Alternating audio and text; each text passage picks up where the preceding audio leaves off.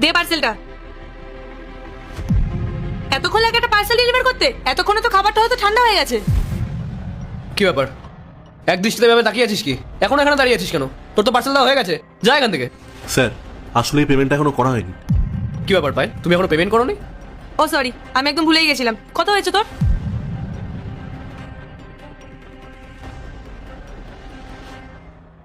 পায়েল, আপনার 850 টাকা হয়েছে। এই কি বললি তুই? বললাম 850 টাকা হয়েছে। না না, তার আগে কি বললি? কেন? আপনার নামটাই তো বললাম, পায়েল। তোর এত বড় সাহস, তুই আমাকে নাম ধরে ডাকছিস? ম্যাডাম, তাতে কি হয়েছে? আমি তো আপনার নামটাই বলেছি, খারাপ কিছু তো বলিনি। এটাই তো সমস্যা, আমার নাম ধরে ডাকার যোগ্যতা তোর নেই। তুই একজন সামান্য ডেলিভারি বয়, নিজের কাজ করতে এসেছিস, কাজ কর আর চুপচাপ বেরিয়ে যা এখান থেকে।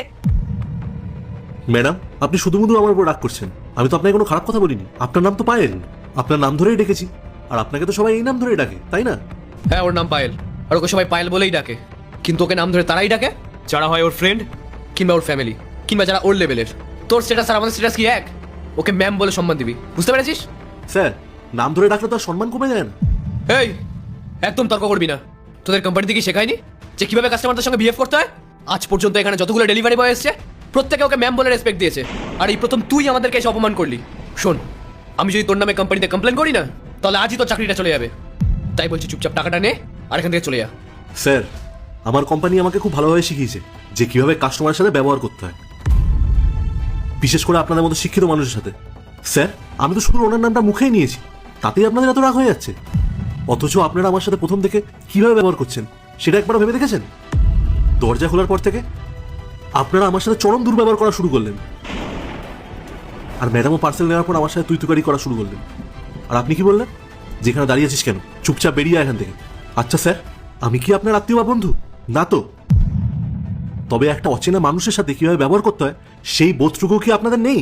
আপনারা আমার সাথে কত খারাপ ব্যবহার করলেন, অথচ আমি শুধু আপনার নামটা ধরেই ডেকেছি, তাতেই আমি অপরাধী হয়ে গেলাম। একটা কথা ভেবে দেখেছেন স্যার, আমাদের মতো মানুষরা আছে বলেই আপনাদের জীবনটা এত সহজ হয়ে উঠেছে। রোদ, ঝড়, বৃষ্টি, যে কোনো পরিস্থিতি আসুক না কেন, আমরা ঠিক সময় মতো আপনাদের দরজায় পৌঁছে যাই, যাতে আপনাদের কষ্ট করে বাইরে না যেতে হয়। শহরে যদি আমাদের মতো ডেলিভারি বয় না থাকতো, তাহলে আপনারা কতটা বড় সমস্যায় পড়তেন সেটা একবার ভেবে দেখেছেন? আমি জানি আপনাদের স্ট্যাটাস আর আমার স্ট্যাটাস অনেক আলাদা। আপনারা অনেক বড় লোক, আপনাদের সঙ্গে আমার কোনো তুলনাই হয় না। আমি তো সামান্য ডেলিভারি বয়ের কাজ করি, কিন্তু মনে রাখবেন, আমি পরিশ্রম করে খাই, ভিক্ষা করে না। আপনাদের মতো মানুষদের আমি প্রায়ই দেখি, যারা ডেলিভারি বয়, সবজিওয়ালা বা অটোওয়ালাদের মানুষ বলে মনেই করে না। আপনাদের কাছ থেকে কি আমরা